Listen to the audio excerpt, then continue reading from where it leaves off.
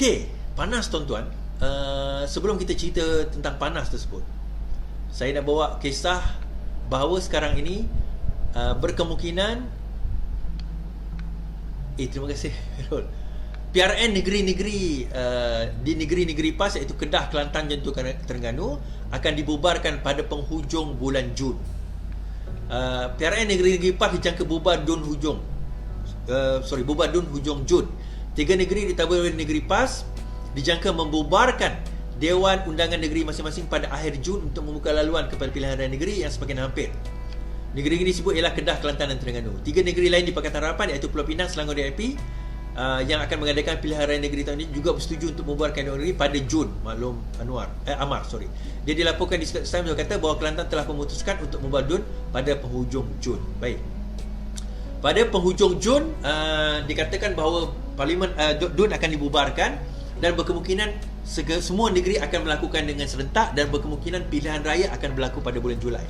So kita dah balik hari raya ni bulan 5, bulan 4 ni kita dah balik. So Julai dia nak minta balik. Sebenarnya asal plannya nak bubar pada tengah awal ataupun tengah Jun.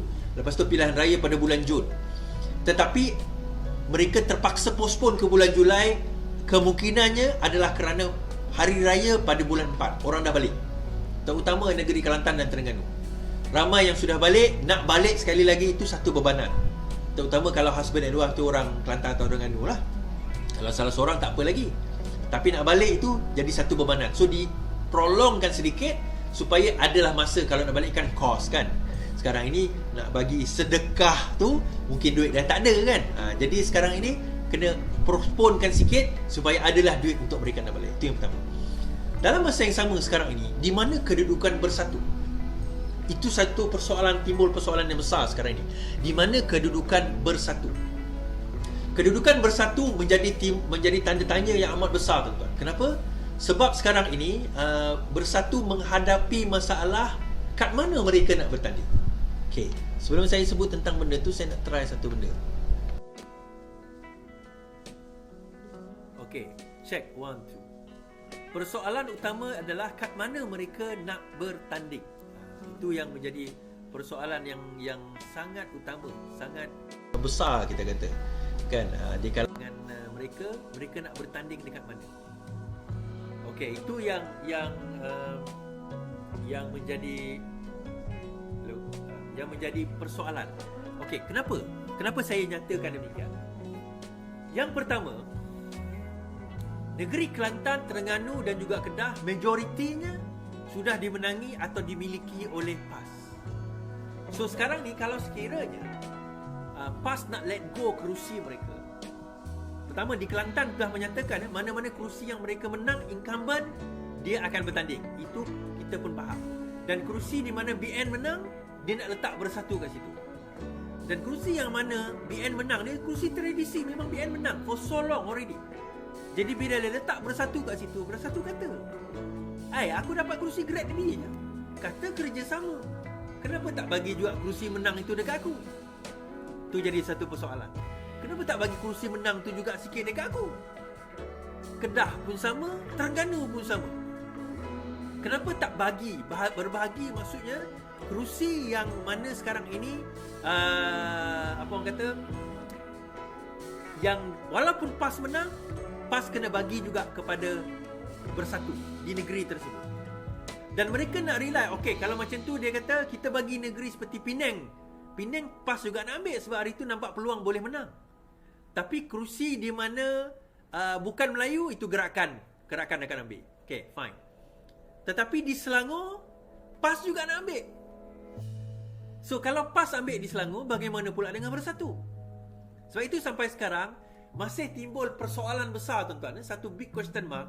Siapa bakal menteri besar Selangor kalau sekiranya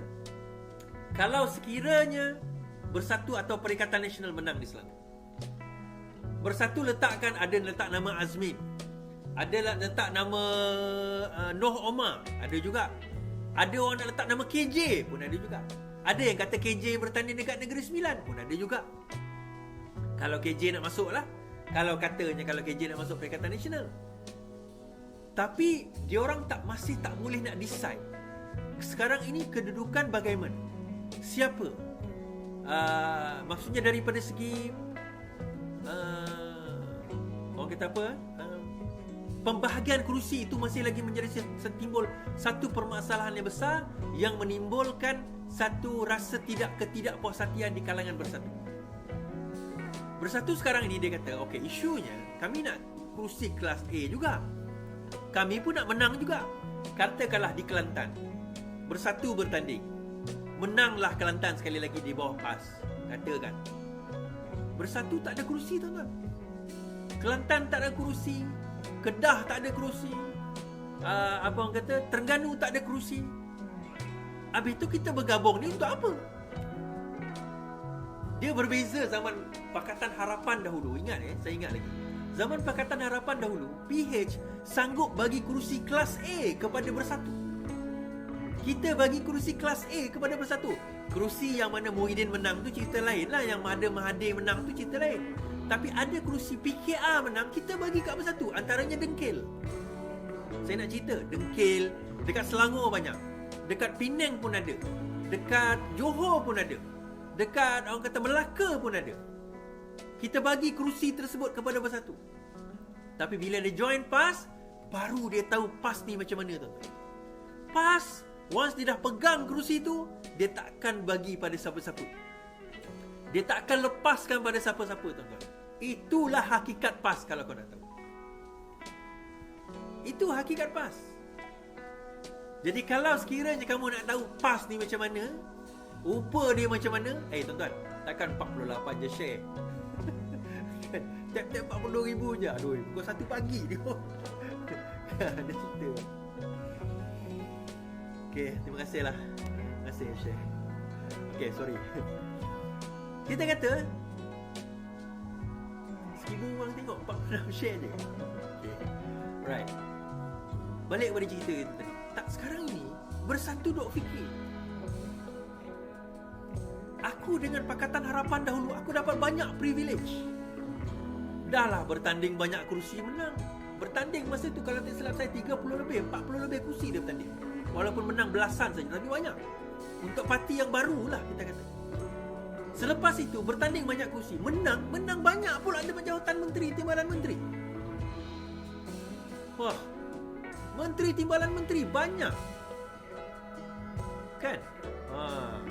Jadi bila jawatan menteri, timbalan menteri itu banyak, jadi menyebabkan satu persoalan, tuan-tuan.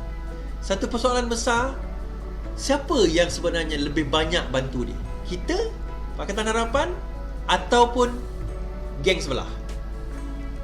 PAS. PAS tak akan bantu. Confirm PAS tak akan bantu. PAS, dia nak tahu salvage diri dia sendiri. Mana yang advantage dia boleh bagi pada diri dia, dia akan ambil advantage pada diri dia. Mana yang tidak advantage pada diri dia, dia akan tolak ke tepi.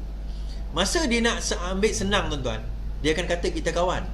Tapi masa dia dah senang, dialah orang pertama yang akan kita ni orang pertama yang akan ditinggalkan. Jangan tak tahu, tuan-tuan. Baik, itu dalam kenyataan Nick Amar hari ini, saya baca kenyataan Nick Amar. Ini adalah satu benda yang menimbulkan prasangka terhadap Bersatu. Pendirian agihan kerusi PRN Kelantan, Bersatu dapat kerusi BN, Muhammad Amar. Pendirian awal PAS menjelang perayaan Kelantan akan datang akan mempertahankan semua kerusi yang menanginya pada 2018. Sementara itu 8 kerusi yang menangi BN katanya akan diagihkan kepada Bersatu. So maksudnya kesemua kerusi yang PAS menang sebelum ini di Kelantan, dia orang ambil. Yang kerusi BN menang, yang itu kau ambil. Kata Perikatan Nasional, kata kita akan kongsi. Tapi kenapa di negeri tersebut tak dibagikan kepada Bersatu?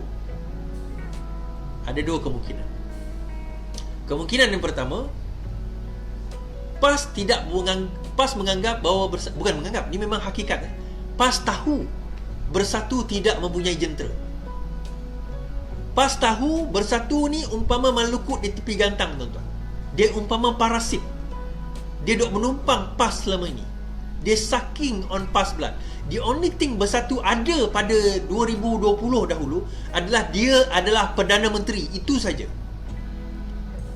Muhyiddin Yassin adalah Perdana Menteri, itu saja.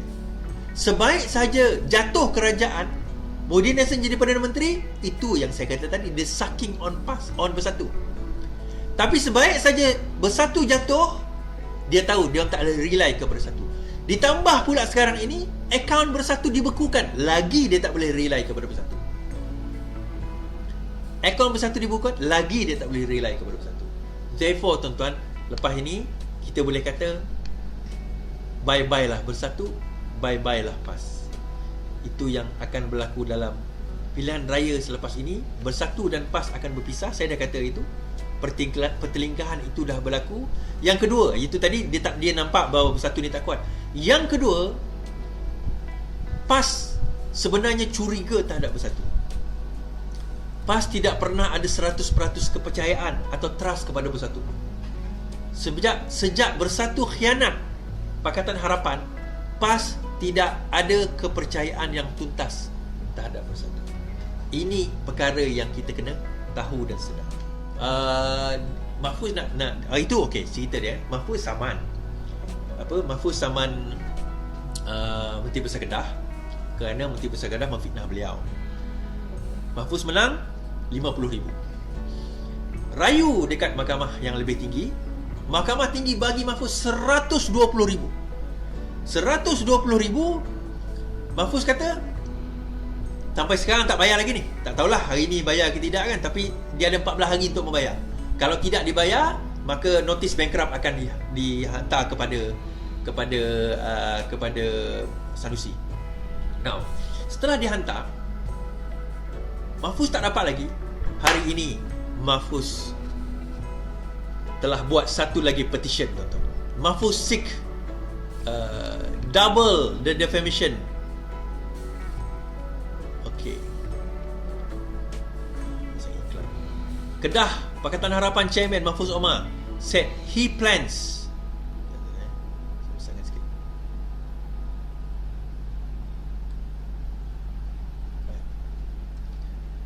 Mahfuz seek to double defamation damage from Sanusi. Pakatan Harapan Mahfuz Omar said he plans to seek double the amount of defamation damages which had been awarded against Kedah Menteri Besar Sanusi. Mahfuz said he intend to file an appeal to increase the damage from 120,000 to 240,000. The damages were ordered earlier by Court of Appeal, which raised 50,000 to 120,000. Mahfuz had sued Sanusi in 2019. And then now, sekarang ini dia nak appeal untuk menaikkan lagi jumlah itu daripada 120,000 kepada 240,000 di Mahkamah Persekutuan. Well, itu saya kata, jangan bangga sangatlah, kan? Jangan bangga sangat. Sekarang ini dalam keadaan tak bangga itu, akhirnya Mahfuz pergi bawa lagi. Kalau kesenang itu Sanusi bayar je 120,000 tu. Ini masih lagi nak mengulang tau. Dia ulang, dia repeat balik, letak balik, nak tunjuk dia punya orang kata apa dia punya keras kepala dia tu. Nak tunjuk tak ada dia siarkan balik dia punya fitnah dia tu. Sekarang Mahfuz kata tak ada hal, aku saman kau, bukan saman, aku appeal, aku minta double. Mahfuz kesian. Mahfuz pula, Sanusi. Mahfuz juga, Mahfuz bestnya Mahfuz. Dia Datuk Datuk Bang Mahfuz, share lah sikit. Iswardi kan, hari tu kita jumpa, you my friend. Tak ada gurau Mahfuz kan. Please do. Bukan kita nak enjoy the money pun, tetapi nak bagi pengajaran kat dia orang ni, tuan-tuan. Bagi saya 120,000 tu terlalu rendah. 120,000 tu terlalu rendah. Rendah, tuan-tuan. Untuk jawatan sebagai seorang menteri besar tu, Raptor dia pun harga lebih daripada tu lah kalau dia beli Raptor. Baik, hari ni juga ada seorang bekas menteri, isteri bekas menteri luar, Saifuddin Abdullah, kena smash dengan Nik Nazmi. Cerita dia macam ni. Nik Nazmi siarkan dalam dia punya social media, dia pergi majlis hari sambutan hari raya istana.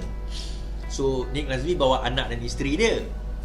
Lepas tu di-reply oleh bekas isteri Saifuddin Abdullah ni. Dia kata, tak tahu protokol ke? Lepas tu Nik Nazmi smash balik. Okey, kita baca apa yang Nik Nazmi kata. Tak tahu protokol ke Pak Menteri, sindir isteri bekas menteri. Menteri Sumber Asli Perubahan Iklim Nik Nazmi menjadi sasaran oleh salah seorang isteri bekas Menteri Kabinet kerana membawa anak-anaknya ke Majlis Mesra Aidilfitri di Istana Negara. Perkara itu dibangkitkan oleh Norlin Samsul Bahri, isteri bekas Menteri Luar Saifuddin yang kini adalah ahli politik Bersatu. Wah, majlis rasmi bawa anak beranak ke Istana Negara, tak tahu protokol ke Pak Menteri, terus tulis Norlin sebagai mengulas gambar yang dibawa naik oleh Nik Nazmi di akaun Instagramnya. Ini anak beliau. Menjawab sindiran itu, Nik Nazmi menulis, dia sekadar memenuhi jemputan dari istana untuk bawa anak, isteri, anak dan cucu. Tapi saya tiada cucu, jadi bawa anak dan isteri lah, balasnya. Majlis Mahkamah sempena Santaman Utama Istana Negara adalah Yang di-Pertuan Agong bersama Yang di-Pertuan Agong Al-Sultan Abdullah Riyatuddin Al-Mustafa Billah Shah. Rupanya tuan-tuan, dia yang tak tahu protokol. Istana kata majlis terbuka, open house untuk menteri-menteri mungkin. Jadi dijemputlah. Ditulis mungkin dalam jemputan tu, biasa ada jemputan kan. Dijemputlah menteri, anak, isteri dan cucu kalau ada. Malah hari ni ada satu gambar Anwar memeluk seorang perempuan. Masa nak salam tu dia terpeluk seorang perempuan. Timbul Malaon, tengok Anwar peluk perempuan. Dia tak kenal. Orang biasa kenal anak Nurul Izzah seorang, anak Anwar Ibrahim seorang je, Nurul Izzah. Dia tak tahu anak Anwar Ibrahim, dia ada Nuha, dia ada Iman, kemudian dia ada Ehsan. Dia ada 4 anak dia kot. Mungkin ada seorang lain. Yang dia tak kenal ni Nurul Iman ni. Yang sebenarnya itu adalah gambar anak Anwar Ibrahim nama Nurul Iman. Tak payahlah nak pindah-pindah on Dia tak ada modal. Dia macam dia tak ada modal. Rupanya itu anak Anwar Ibrahim. Baik. Sekarang kita cerita tentang PRN yang akan melanda tidak lama lagi. Cerita panas berkenaan dengan Bersatu dan juga PAS.